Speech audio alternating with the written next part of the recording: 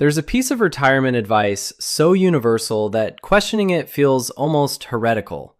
Save enough money, withdraw 4% per year, and you'll never run out. Financial advisors have preached this gospel for decades. Retirement calculators are built on it. Your parents probably followed it. And it's going to leave millions of people broke in their 80s. The 4% rule was designed for a world that no longer exists. Bond yields have collapsed. People are living longer. Inflation has gone haywire. But here's the good news. There are strategies that actually work in today's reality, and they're not even complicated. Let's start with where this rule actually came from, because understanding its origins reveals exactly why it's failing. In 1994, 3 finance professors at Trinity University in Texas published a study that changed retirement planning forever. They looked at historical market data going back to 1926 and asked a simple question. If someone retired and withdrew a fixed percentage of their portfolio each year, adjusted for inflation, how often would they run out of money over a 30-year retirement? The answer, for a 4% withdrawal rate with a balanced portfolio, was almost never. The success rate hovered around 95%. Financial planners heard this and collectively exhaled. Finally, a number they could give clients. A rule simple enough to remember, scientific enough to trust. The 4% rule became the bedrock of retirement advice. It spread through financial planning offices, into mainstream media, onto every retirement calculator on the internet. Here's the thing about rules based on historical data. They assume the future will look like the past. The Trinity study drew from a specific period of American economic history. A period when bonds reliably paid 5 to 6% interest. A period when the average retirement lasted maybe 20 years because people died younger. A period before globalization rewrote the rules of economic stability. The professors who created the study never claimed it was a universal law. They presented it as one data point among many. But somewhere between the academic paper and your financial advisor's office, the nuance got lost. What started as a historical observation became gospel. Now, let me show you why that gospel is leading people off a cliff. The first crack in the foundation is bond yields.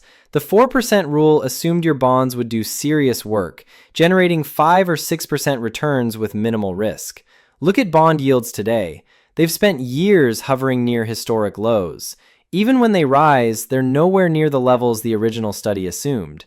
Your conservative investments aren't pulling their weight anymore, which means your stocks have to work harder, which means your portfolio is riskier than the model predicted. The second problem is something called sequence of returns risk, and it's a retirement killer that most people have never heard of. Here's how it works. Imagine 2 people who both average 7% returns over 30 years. Same average. But person A gets their bad years early, right after retiring. Person B gets bad years later. Person A runs out of money. Person B dies wealthy. Same average return, completely different outcomes. When you're withdrawing money during down years, you're selling low and locking in losses. You're depleting your portfolio precisely when it needs time to recover. The 4% rule treats all 30-year periods as roughly equivalent. They're not. The third factor is brutally simple. People are living longer.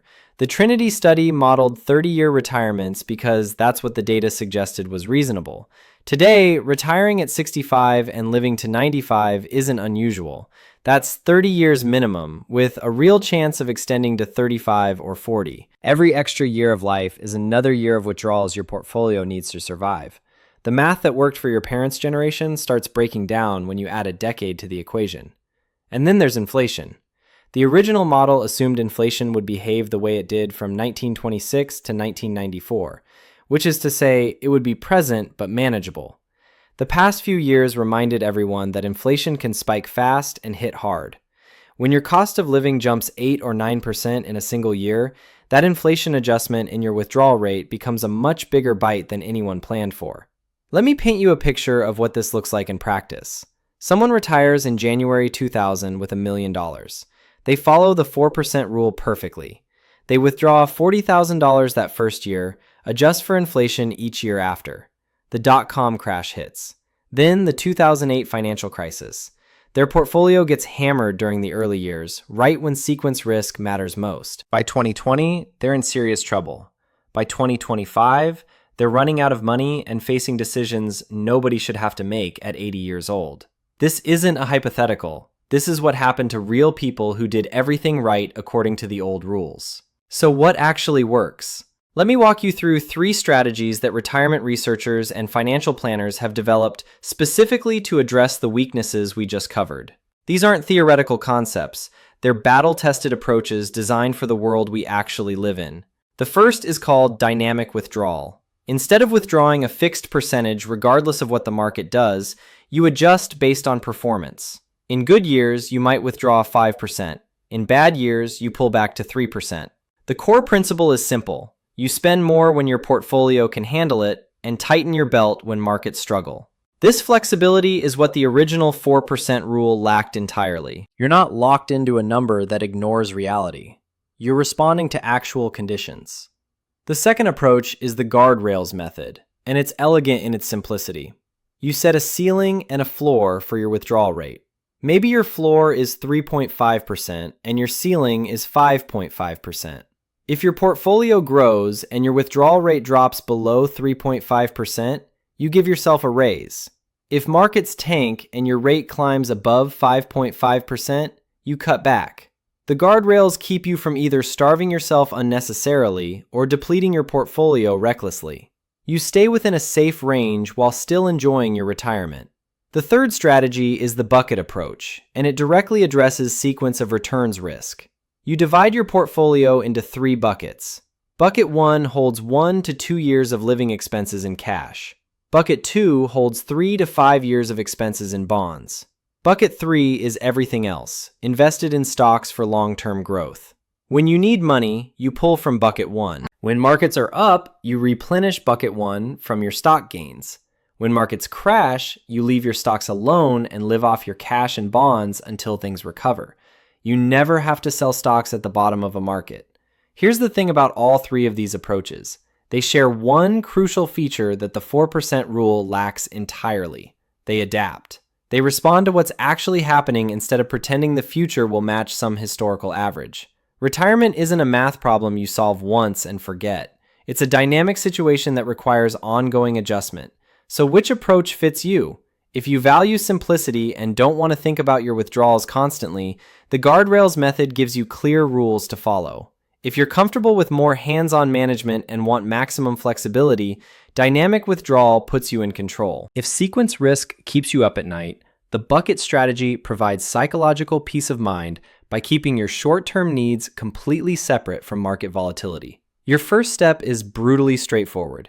Take your current retirement plan and stress test it against historical bad sequences. What happens to your portfolio if you retire into a 2000-style crash? What happens if inflation spikes like it did recently? Free tools online let you run these scenarios. If your plan survives the worst historical periods, you're probably okay. If it doesn't, you now know which vulnerabilities to address. The cost of doing nothing is simple. Every year you stick with the old 4% assumption is another year of compounding risk. Another year of building a retirement on a foundation that's already cracking. The people who run out of money in their 80s aren't lazy or stupid. They followed advice that used to work. They trusted a rule that nobody told them had an expiration date. Remember those 2 retirees from the beginning? Same savings, same starting point, radically different outcomes. The difference wasn't luck or inheritance. It was whether they treated retirement planning as a one-time calculation or an ongoing process. The ones who adapted thrived. The ones who followed a static rule from 1994 are struggling now. Your 75-year-old self is watching the decisions you make today. They're counting on you to give them options instead of obligations. Don't let them down.